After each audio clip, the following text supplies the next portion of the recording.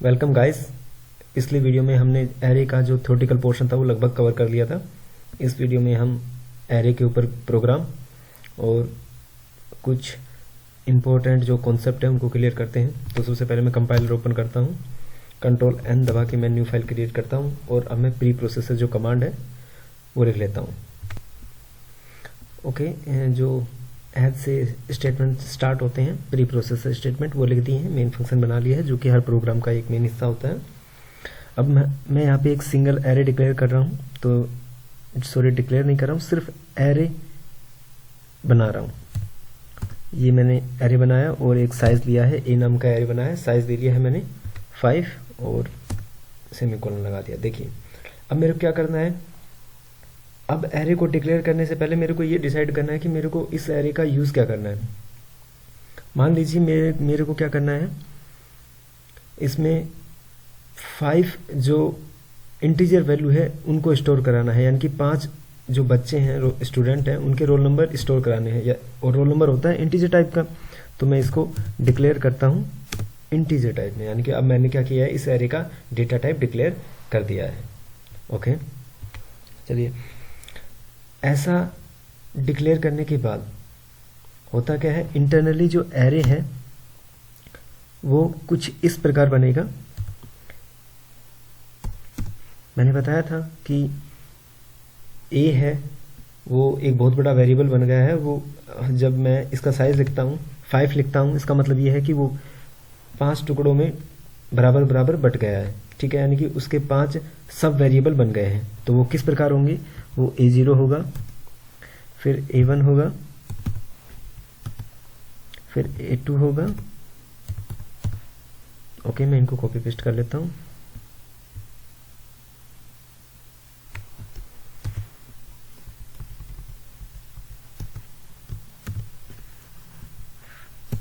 Okay, 0 1 2 ये 3 होगा,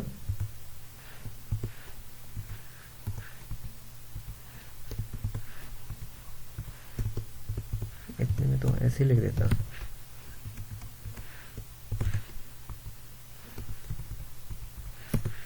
okay, ये A4 होगा। ओके, देखिए इंडेक्स हमेशा 0 से स्टार्ट होता है, तो मैंने 0 से स्टार्ट किया, A0 A1 A2 A3 A4। ठीक है, 5 हो गए हैं ना, तो मैं इनको सेमीकोलन लगाते चलूँगा इनके बाद में। ओके, अब मान लीजिए मेरे किसी भी कंडीशन में, किसी भी केस में मेरे पास क्या होता है कि मेरे को वो 5 वैल्यूज़ जो मेरे को इसमें स्टोर करानी है, या फिर मैं कहूँ कि वो जो वैल्यू मेरे को असाइन करानी है, जो रोल नंबर मेरे को स्टोर कराना है वो मेरे को पता है। तो मैं एरे लिखते टाइम इस तरह का कुछ कर्ली ब्रैकेट बना के वो रोल नंबर मैं लिख दूंगा कोमा से सेपरेट करते हुए। ठीक है, तो मैं 100 101 102 103 104 5 वैल्यू हो गई है, 1 2 3 4 5 वैल्यू हो गई, और मैंने जो नंबर ऑफ वेरिएबल वो 5 ही दिए थे, तो मैं 5 वैल्यू ही स्टोर करा पाऊंगा, और इसके बाद में सेमीकोलन लगा देता हूँ। ठीक है, तो या तो मैं इसको ऐसे लिखूं, या फिर मैं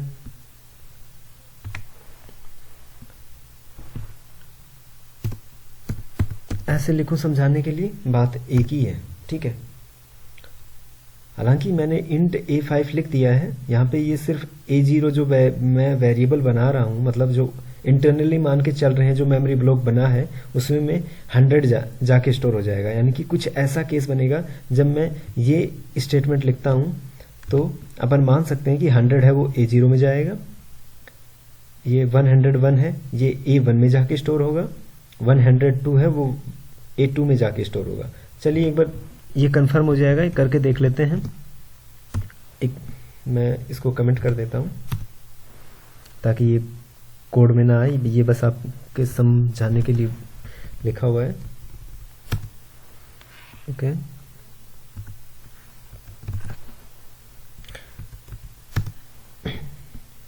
तो ये बता देता हूँ इंटरनली कैसे डिवाइड मतलब डेटा स्टोर हुआ इसमें। 102 103 104। ओके, तो मेरे को क्या चेक करना है, मैं A2 को प्रिंट करा के देखता हूँ कि इसमें क्या स्टोर हुआ है। अपन ने जो प्रेडिक्ट किया है क्या वो सही है नहीं है। तो मैं मैसेज प्रिंट कराता हूँ, printf डबल कोट। हालांकि हमने जो डेटा स्टोर कराया है वो है इंटीजर टाइप का, तो मैं %d जो फॉर्मेट स्पेसिफायर है उसका इस्तेमाल करूँगा और एक कोमा लगाऊंगा। और मेरे को एक्सेस क्या करना है, A2 एक्सेस करना है, तो मैं A2 डायरेक्ट लिख दूंगा और इस तरह से मैं सेमीकोलन लगाऊंगा और फिर लिखता हूं रिटर्न 0।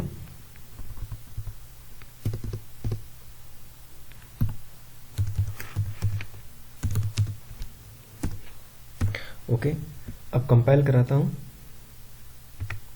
कंपाइल फाइल को सेव होने के लिए बोल रहा है, मैं सेव करता हूं, रिप्लेस कर देता हूं, कोई एरर नहीं।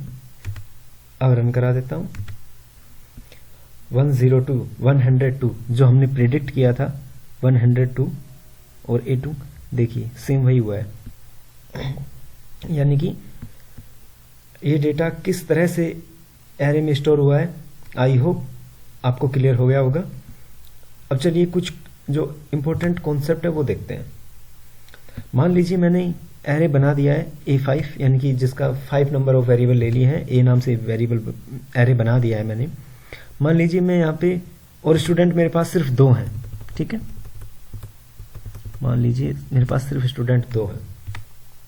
अब क्या हो रहा है ऐसे केस में कि मैंने पहले एरे बनाया और उसको इनिशियलाइज करते वक्त ही 2 वैल्यू मैंने उसमें स्टोर करा दी है, लेकिन जो एरे का साइज है वो 5 है, वो 3 वैल्यू और स्टोर करा सकता है, लेकिन मैंने सिर्फ 2 वैल्यू स्टोर कराई है। ऐसे केस में बचे हुए जो 3 वैल्यू हैं उनमें 0 जाके स्टोर हो जाएगा, ठीक है, 0। चलिए अब क्या करते हैं, अपन A2 प्रिंट करा के देख लेते हैं। 0 आंसर आना चाहिए। कंपाइल रन एक साथ कर देता हूं, 0 आंसर आया। क्लियर है? ओके। अच्छा, एक कंडीशन और है, उसमें क्या करते हैं अपन, अगर अपने पास ये वेरिएबल 5 है, यानी कि एरे का साइज 5 है, नंबर ऑफ वेरिएबल, और मैं इसमें वैल्यू एंटर करा रहा हूं 6। चलिए करके देख लेते हैं।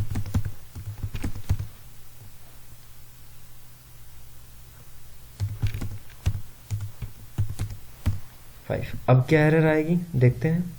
ऐसे केस में एरर आती है क्योंकि देखिए साइज हमारे पास मेमोरी ब्लॉक है 5 और मैं वैल्यू एंटर करा रहा हूँ 6, तो एक मेमोरी ब्लॉक अपने पास, यानी मैं कहूँ एक्स्ट्रा होना चाहिए, लेकिन वो कम पड़ेगा और वैल्यू अपने पास एक एक्स्ट्रा है, तो एरर आएगी।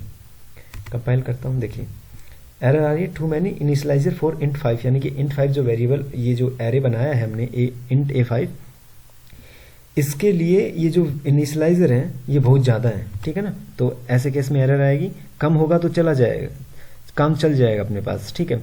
और जो बचे हुए एक्स्ट्रा वेरिएबल होंगे उनमें जो वैल्यू होगी वो 0 से इनिशियलाइज हो जाएगी, यानी उनमें जाके 0 रखा जाएगा। देखिए अब एक केस और होता है, ओके,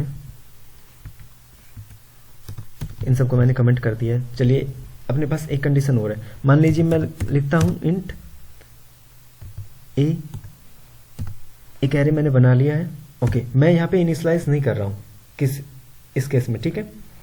मैं एंटर मार के, यानी कि नेक्स्ट लाइन में अब मैं डेटा को इनिशियलाइज कर रहा हूँ, यानी कि मैं लिखना चाह रहा हूँ सिर्फ A1 को, ठीक है। कंट्रोल C करता हूँ और यहाँ पे मैं पेस्ट कर लेता हूँ, कंट्रोल V, यानी कि मैं अब इसमें वैल्यू असाइन करा रहा हूँ कि जो अपने पास ये जो मेमोरी ब्लॉक बने हैं ना, इनमें सिर्फ जो A1 ब्लॉक है उसमें ये वैल्यू जाके स्टोर हो जाए 101, ठीक है।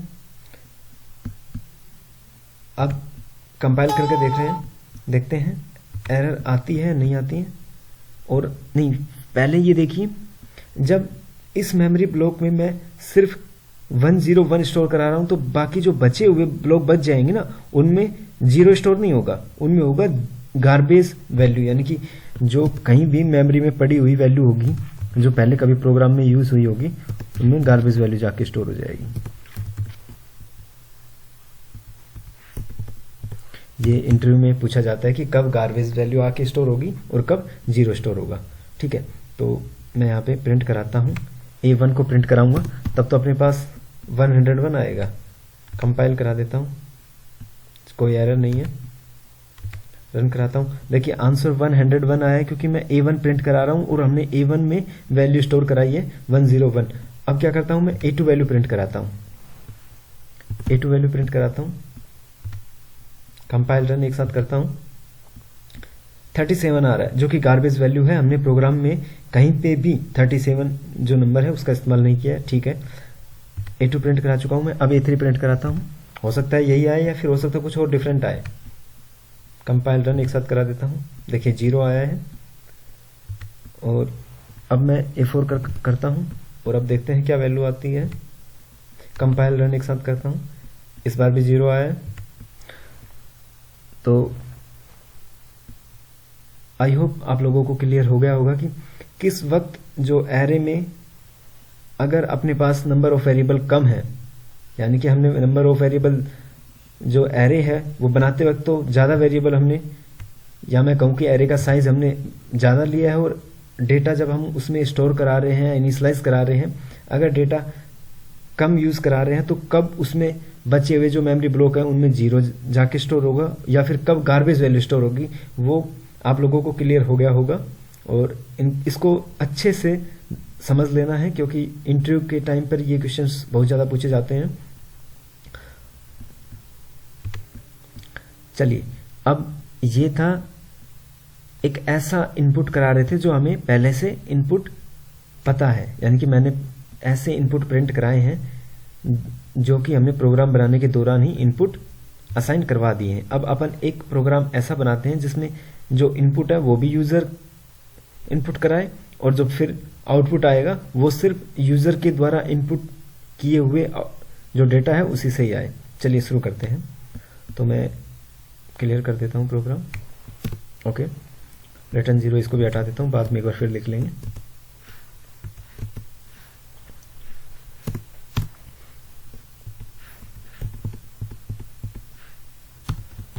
ओके, सबसे पहले मैं एक एरे लेता हूँ।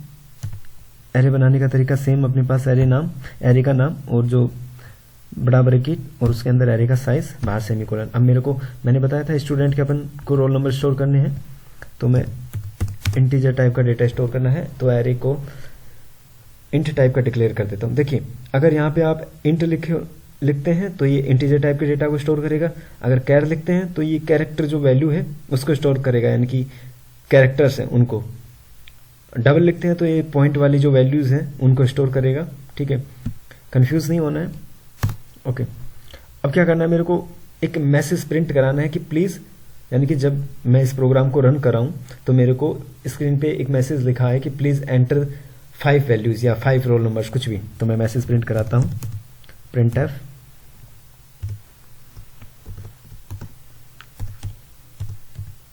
Please 5 values. ओके, सेमीकोलन लगा के स्टेटमेंट खत्म करता हूँ। मैसेज आ गया है प्रिंट स्क्रीन के ऊपर। अब फिर मेरे को क्या करना पड़ेगा कि कंट्रोल नेक्स्ट लाइन में आए, उसके लिए मैं \n लगा देता हूँ पहले ही। ओके, अब मेरे को क्या करना है, मैसेज प्रिंट हो गया है तो मेरे को कीबोर्ड से डेटा इनपुट कराना है और मैं डेटा इनपुट कराऊंगा तो क्या जो फंक्शन यूज करता हूँ इनपुट लेने के लिए, तो स्कैनफ, ठीक है। मैं लिखता हूँ ओके, डेटा किस टाइप का अपन इनपुट करा रहे हैं, इंटीजर टाइप का, तो मैं %d फॉर्मेट स्पेसिफायर लगा के, सॉरी ये डबल कोटेड के अंदर लिखा जाता है, %d फॉर्मेट स्पेसिफायर कोमा लगा देता हूँ। एड्रेस ऑफ एरे का नाम क्या है, ए, यानी कि एरे में जाके स्टोर हो ना, ए में। ओके, देखिए अब यहाँ पे प्रॉब्लम आ रही है कि अगर मैं ए लिखता हूँ तो ये सिर्फ ए जो वेरिएबल है उसमें जाके स्टोर होगा, लेकिन अपने पास ए एक वेरिएबल नहीं है, ए एक एरे है। और अगर मैं इसको और डिटेल में जाता हूँ तो वहाँ पे जो छोटे छोटे पॉइंट बनते हैं या कहूँ कि जो सब वेरिएबल बनते हैं वो A0, A1, A2 इस तरह बनता है। तो मैं यहाँ पे लिखता हूँ A0, ठीक है, यानी कि पहली वैल्यू हो वो A0 में जाके स्टोर हो, ठीक है। तो मैं इसको कॉपी पेस्ट कर देता हूँ एक बार। कंट्रोल सी, कंट्रोल वी,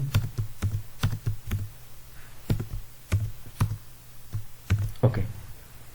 अब मैं क्या कर रहा हूँ, पहले वैल्यू जाके A0 में चली गई है, दूसरी वैल्यू A1 में हो, तीसरी A2 में, A3 में, A4 में।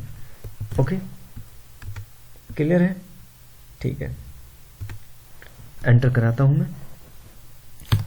अपन ने क्या कर लिया है कि डेटा है जो इनपुट करा लिया है, अब जो डेटा इनपुट कराया है वो स्क्रीन पे प्रिंट हो जाए। तो मैं लिखता हूं printf, एक मैसेज प्रिंट कराता हूं ताकि वो बताए कि जो वैल्यू है वो एंटर की हुई जो वैल्यू है वो ये है। ठीक है, मैं लिखता हूं printf,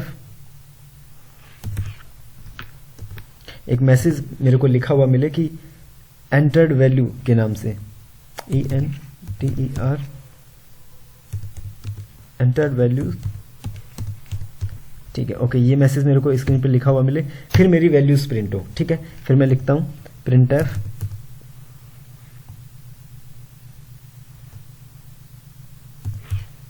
okay, double quotation, data मेरे को किस टाइप का प्रिंट कराना है, इंटीजर टाइप का, तो मैं % डिफॉर्मेट स्पेसिफायर और कोमा लगा के मैं लिखता हूं A0 वैल्यू। ठीक है, ओके, ये वैल्यू मेरी प्रिंट हो जाएगी। अब मेरे को A0 प्रिंट करा लिया है, मेरे पास वैल्यू है 5, A0 प्रिंट हो फिर A21 प्रिंट हो। मैं इसको कॉपी पेस्ट कर देता हूँ, control C, control V,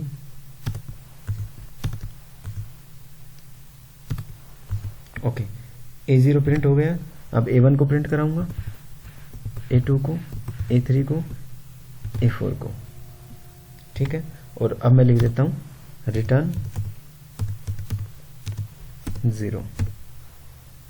compile कराऊं, चलिए कराते हैं, कंपाइल कराता हूं, कोई एरर नहीं है, रन कराता हूं। ठीक है, वैल्यूज एंटर करा रहा हूं मैं, 1 एंटर कराता है, 2, 3, 4, 5 एंड वेल, और ये वैल्यूज आई है, देखिए 1, 2, 3, 4, 5 जो मैंने वैल्यू एंटर कराई थी वो आ गई है। अब ये वैल्यूज एक लाइन में आ रही है, मैं इसको चेंज कर देता हूँ थोड़ा, \n दबाया, कंट्रोल नेक्स्ट लाइन में आ गया है। ठीक है, यहाँ पे थोड़ा \n लगा देता हूँ जिससे फिर कंट्रोल नेक्स्ट लाइन में आए, यहाँ भी \n, फिर यहाँ पे \n, यहाँ पे भी, ओके। ठीक है, अब फिर मैं कंपाइल और एग्जीक्यूट एक साथ करा देता हूँ, कंपाइल और रन। वैल्यू एंटर करा रहा हूँ मैं, इस बार थोड़ा हटके कराते हैं।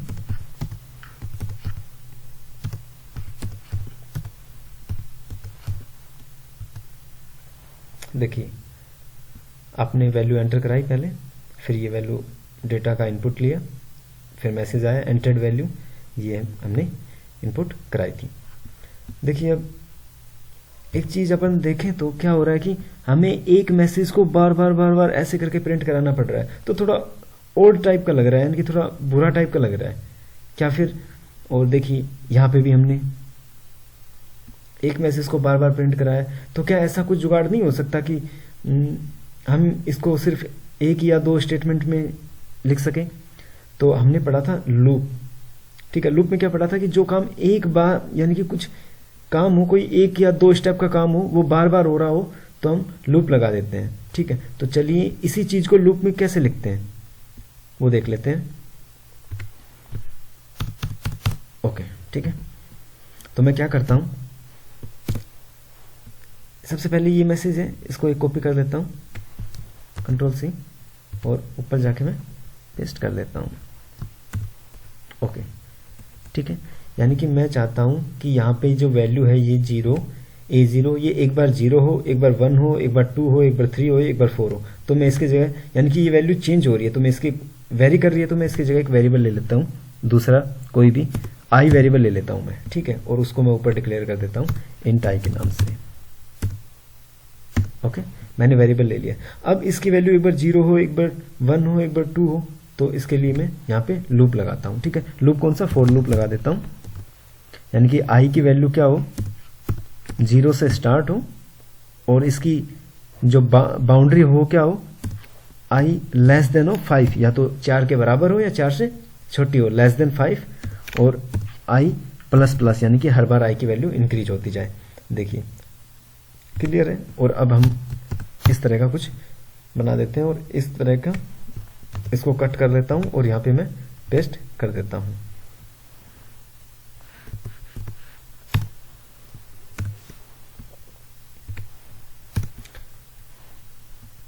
ओके, देखिए अब क्या होगा कि आई की वैल्यू पहले तो 0 होगी, तो फिर चेक होगी condition 0 is less than 5, true है, देन ये स्टेटमेंट चलेगा।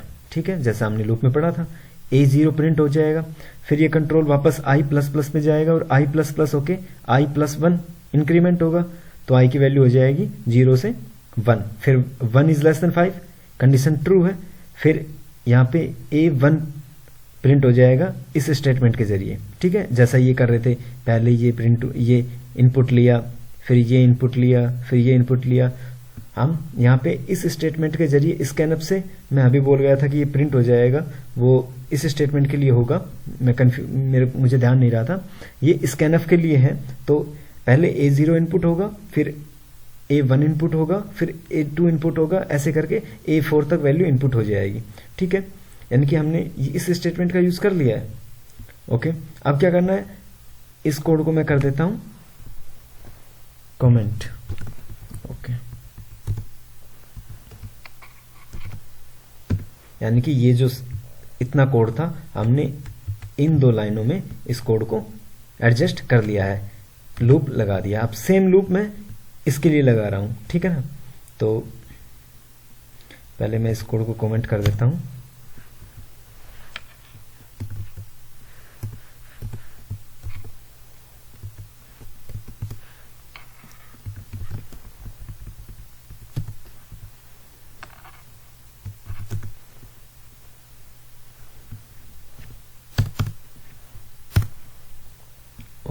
मेरे को लूप लगाना है फिर से, तो मैं इस स्टेटमेंट को फिर कॉपी कर लेता हूं एक बार, यानी कि मेरे को सिर्फ ऐसा ही स्टेटमेंट लिखना है, तो मैं लिख ही देता हूं एक बार, printf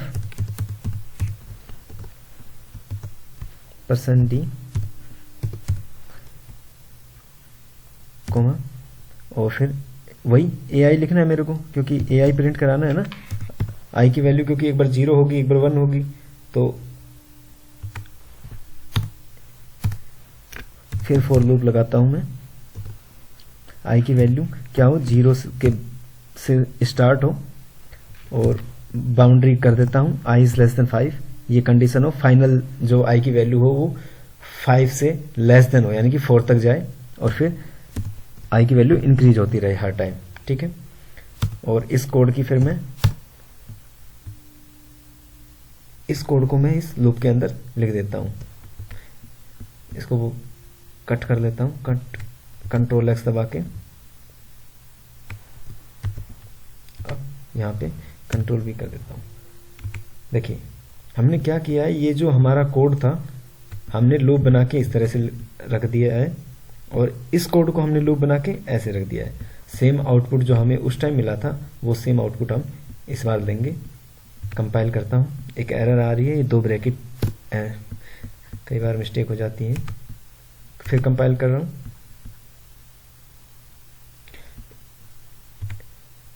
ये सेमीकोलन नहीं लगाया था। चलिए अब कंपाइल और रन एक साथ कर देता हूं इस बार। ओके, कोई एरर नहीं है, कोई वार्निंग नहीं है, और आउटपुट भी अपने को मिलेगा। अब मैं डेटा इनपुट करा रहा हूं इस बार, 5 4 3 2 1, एंटर्ड वैल्यू 5 4 3 2 1। मैं फिर से एक बार ये डेटा अच्छे से आए, यहाँ पे \n लगा देता हूँ। चलिए कंपाइल रन एक साथ करता हूँ, फिर इनपुट कराता हूँ, 5 4 3 2 1, आउटपुट आ गया है। देखिए, यानी कि जब भी मैं \n लगाता हूँ तो कंट्रोल नेक्स्ट लाइन में चला जाता है। ठीक है, अगर मैं यहाँ पे स्कैनअप में इसके पीछे \n लगा देता हूँ, फिर क्या होता है ये पर देख लीजिए। अगर ऐसी कभी कंडीशन आए कि आपने ये फॉर लूप सही लगाया है और यहाँ पे मैंने \n लगाया है, उसके बाद क्या आउटपुट आता है वो एक बार हम देख लेते हैं। कंपाइल रन एक साथ करता हूँ,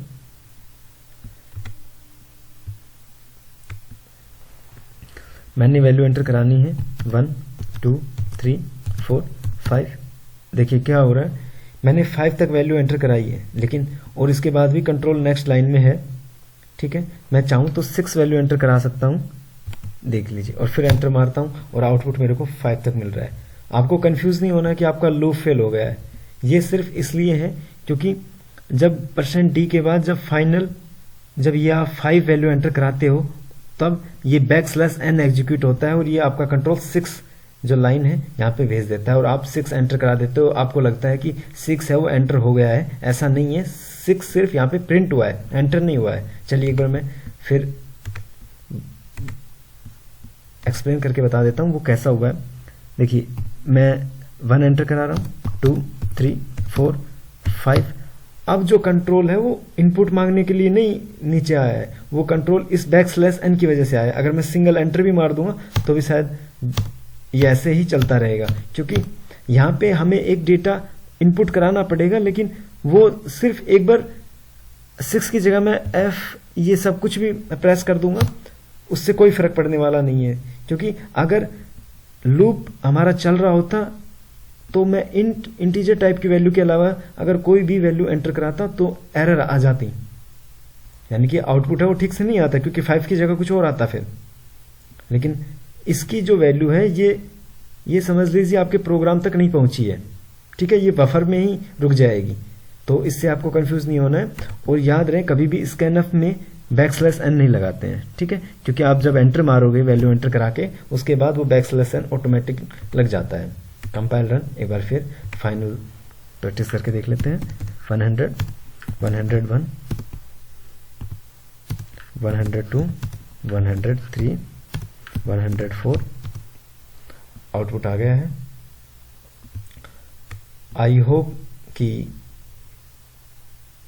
हमने जितनी भी कोशिश की है आप लोगों को क्लियर हो गई होगी और एरे का जो कॉन्सेप्ट है वो लगभग आपको समझ में आया होगा। धन्यवाद।